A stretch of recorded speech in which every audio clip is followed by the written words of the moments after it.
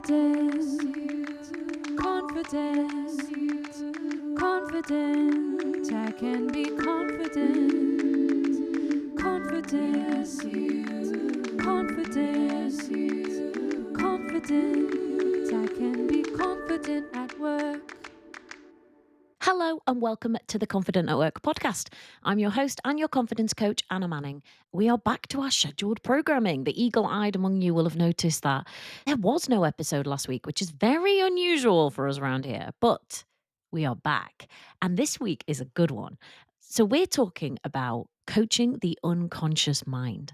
And very often when I'm working with a client, we're uncovering things that are sitting in that client's unconscious, things that they weren't consciously aware of, things which are impacting how they show up, what they do, what they struggle with, what they can't do. And I'm going to take you behind the scenes of some real coaching work, which is going to outline to you how change actually happens through one very specific example. So I'm going to introduce you to Beth, and Beth's name has been changed because she wished to remain anonymous, but she kindly agreed for me to share this process of her coaching with you so that you could see what it's like to peer into your unconscious mind and find there something that really needed to be addressed in order to change a behavior. In Beth's case, the behavior was pretty simple. She wanted to be more confident in her meetings. She felt like she was holding back. She was not saying things that she could have said. There would often be an idea or a suggestion or a contribution that she wanted to make, but she wasn't necessarily doing it. She was spending time in her head, second guessing, doubting, overthinking, then losing the moment, not interjecting, and just not contributing effectively in the way that she wanted to, and not contributing in the way that she was actually expected to by her role. Beth knew she knew what she was doing. She knew that she had the experience and the expertise, but somehow that just wasn't connecting to her ability to be able to put across that expertise live in those meetings. When Beth came to me, this had been going on for some time, and she was pretty frustrated by the whole thing. She tried to change it. She tried to fake it. She tried to push through it, but it was still happening. And so Beth came to me, actually via her boss, who very helpfully had noticed and suggested that some coaching might help. I think Beth was a little skeptical when she first spoke to me about whether it actually would help, because she'd been trying to do something about this for a little while, and she had no idea why it was really happening. She knew logically that she knew what she was doing. She had contributions to make. It wasn't like she didn't have anything to say. She did. She just didn't seem to be able to get it out of her mouth at the right time.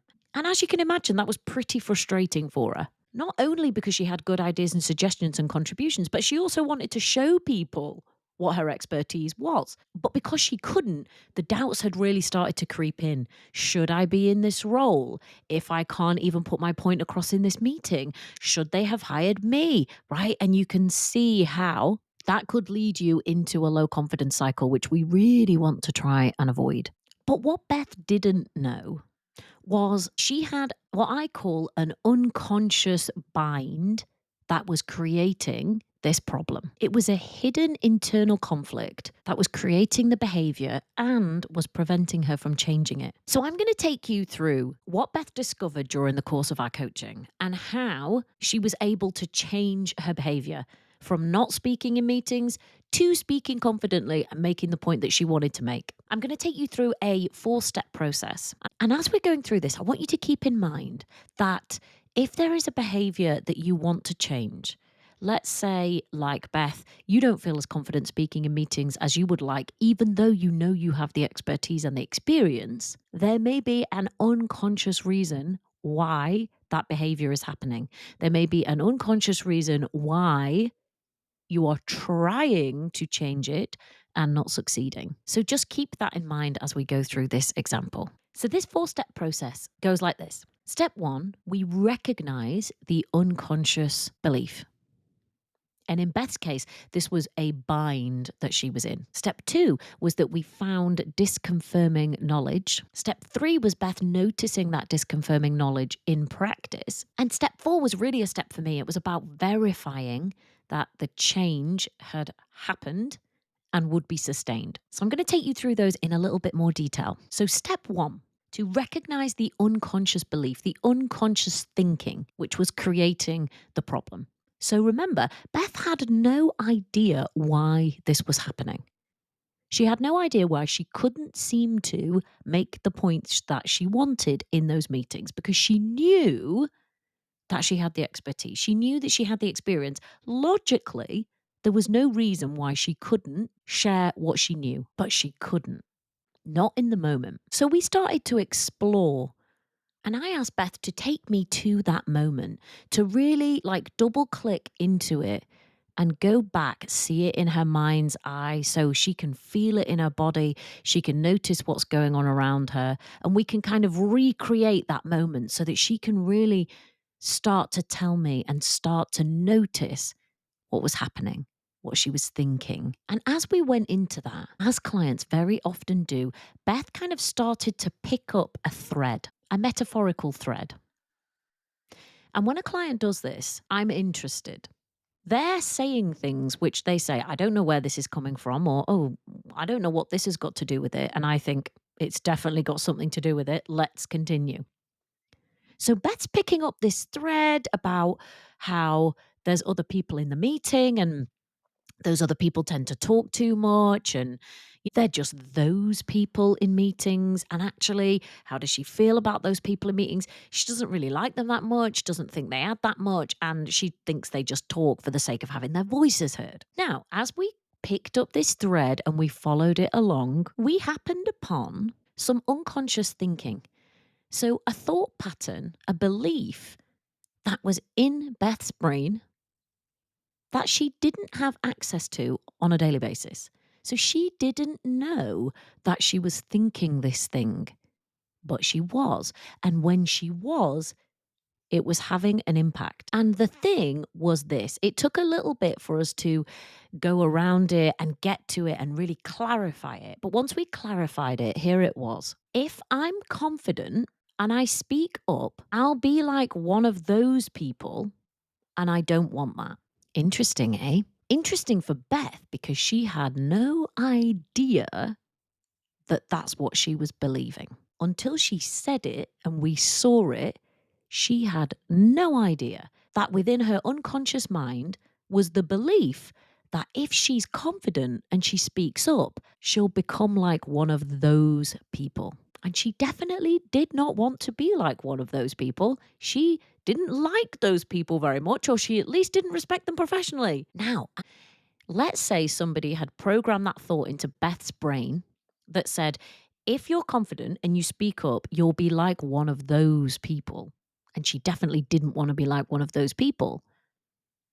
Imagine it would be more difficult for her to be confident and speak up in meetings, because her logic goes, if I do, I'll be like one of those people. And she really did not want to be like one of those people. So that was the unconscious bind. And Beth had no idea she was thinking it. It wasn't immediately obvious or available to her. And very often in coaching, this is what we're doing. Some coaches call this recovering deletions. I don't like that phrase, because these thoughts, these beliefs, they have not been deleted. They are there living in your unconscious, directing actions, directing behavior. And sometimes they're directing it in a way that we really don't want, like in Beth's case. So that was step 1, recognize the unconscious thinking. In Beth's case, recognize the unconscious bind. Then step 2 is to find disconfirming knowledge. Now, step 2 may be different in different cases, but this is how it went in Beth's case. Once she noticed that she had this thought, this belief, she was able to check it, test it, and say, hang on a minute, I may have been believing that, and it may have created the result of me not speaking in those meetings, but do I actually even believe that that's true? And me as a coach at this point, I may have to do some work with a client to help them to test their thought, their belief. Now it's conscious from unconscious. Let's get it out on the table and actually have a bit of a look at it. And once we started to have a look at Beth's unconscious belief, this is what she discovered. Many people contribute confidently without being overbearing or attention seeking. In fact, she told me, I watch people do this in every single meeting I'm in. They're confident, they have their expertise, they have their experience, they know it, they're comfortable with it, but they're not annoying. They're not one of those people. They just share what they need to share at the appropriate moment. And it's fine. Because Beth's belief that if she spoke up and was confident, she would be like one of those people, is now conscious, it can be changed. And one of the ways it can be changed is by finding disconfirming knowledge. And for Beth, this actually wasn't very difficult because she already knew, she already believed that it was perfectly okay for people to contribute confidently without being overbearing or attention seeking. She watched people do it all the time. And because that was such a strong realization for her, and this often happens with clients, they kind of can't believe that they were ever thinking the unconscious thought when the disconfirming knowledge feels so clear and obvious to them. That was all we had time for in that session. So, in order to really set this up for Beth before her next session, I encouraged her to write down both the unconscious thought and the disconfirming knowledge that she'd found. So out of that session, she took away 2 sentences on bits of paper. The first one was her unconscious sentence, which was now conscious. If I'm confident and speak up, I'll be like one of those people, and I don't want that. The second sentence was her disconfirming knowledge. Many people contribute confidently without being overbearing or attention seeking. I wanted Beth to take both of those sentences out into the world with her over her week because 2 reasons. One, I want to keep what was previously unconscious conscious. I want Beth to keep being consciously aware of what it was she was thinking, albeit she didn't know she was thinking it, that unconscious bind. She was thinking it and it was impacting her behavior. So I wanted her to be aware and keep being aware, keep being conscious of that unconscious thought. Because we know that once you're consciously aware of it, it's malleable, it can change, it can be deleted, it can be overwritten.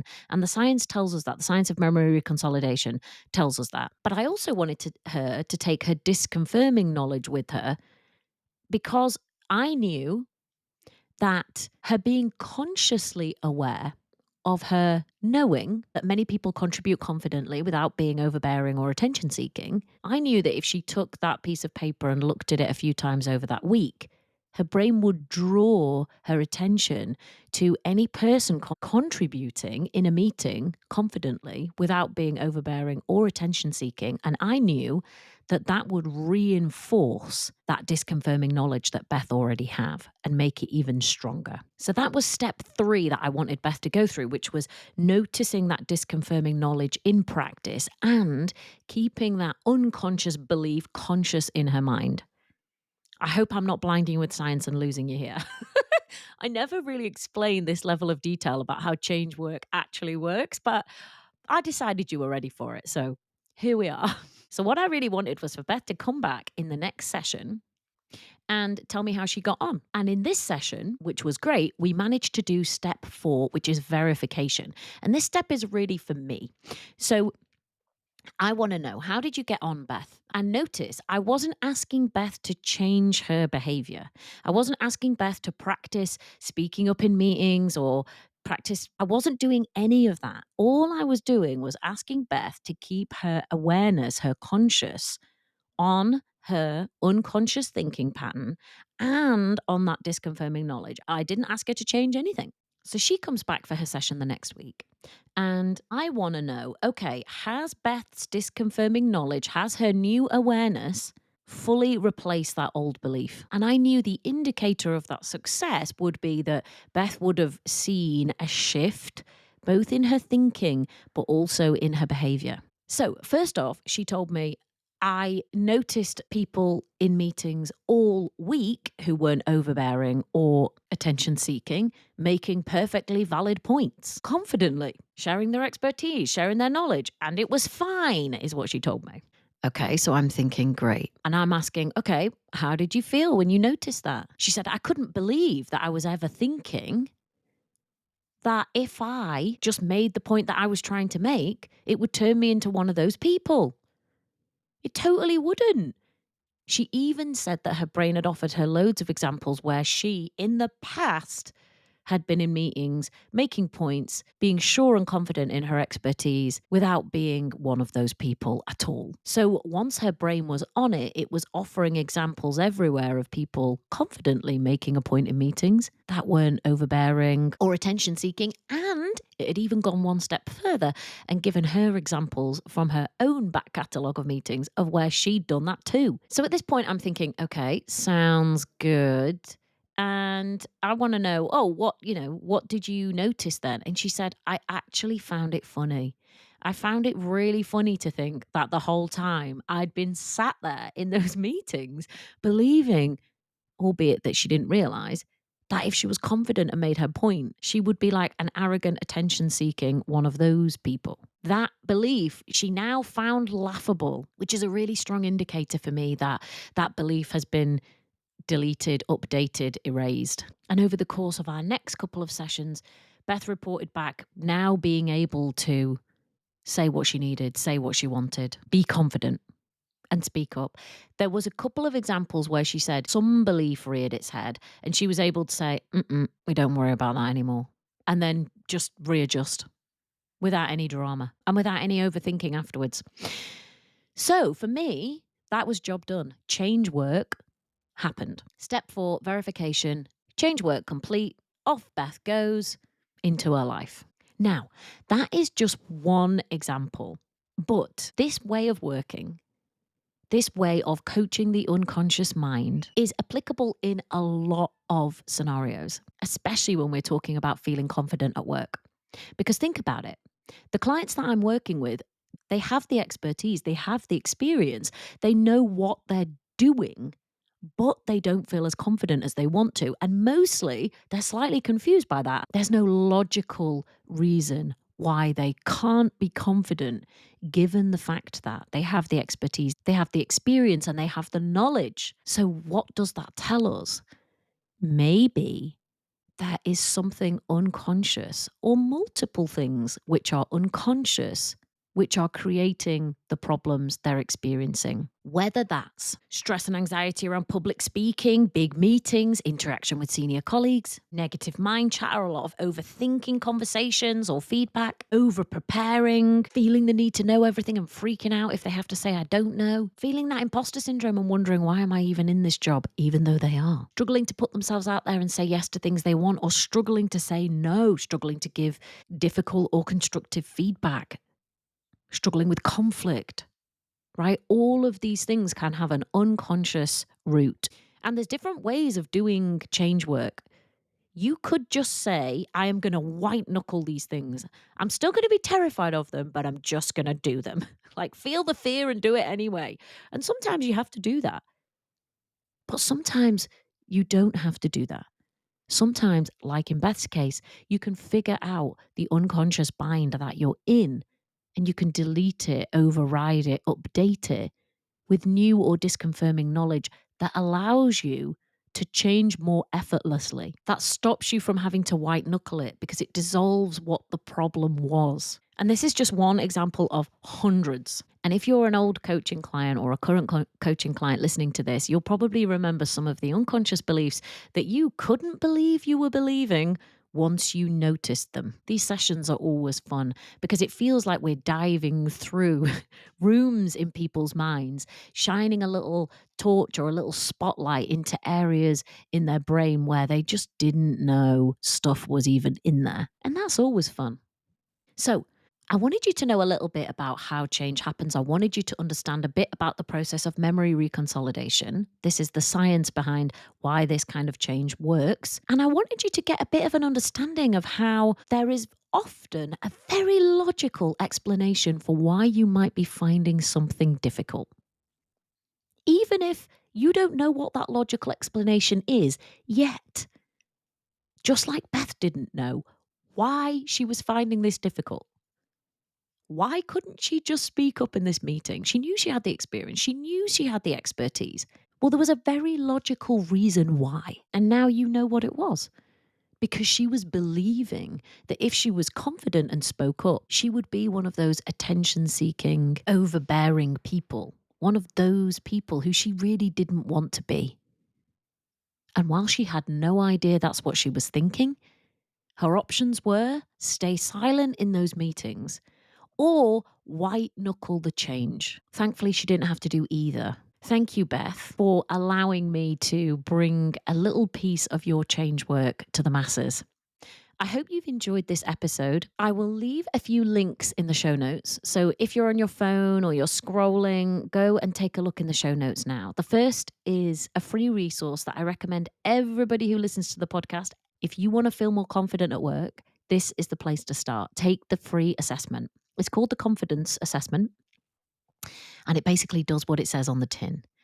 It delves a little bit into your mind and asks you a few simple questions and then tells you what you need to do to feel more confident at work. If you want to come and do this work with me, supported by me, you can work with me one-on-one like Beth did. And there's a link in the show notes. Just click that and put some time in my diary and come and explore coaching. We'll look at what your specific challenges are, and I'll tell you what work I think you need to do in order to feel confident at work. The second option is to join us in the Members Club. Now, this is for women-only professionals, and it is a place where you can access on-demand training, live coaching, to support you building your confidence over time. You can either join us for a quarter or a year. And if you're thinking about getting yourself a Christmas gift, buy yourself this for the year, especially if you would love the gift of feeling more confident at work. If somebody could give you that in a box, would it be a really great gift? Well, this is that in a box. So there's a link in the show notes. Come and join us. I will see you in next week's episode. Bye. Confidence, confidence, confident. I can be confident. Confidence, confidence, confident. I can be confident at work.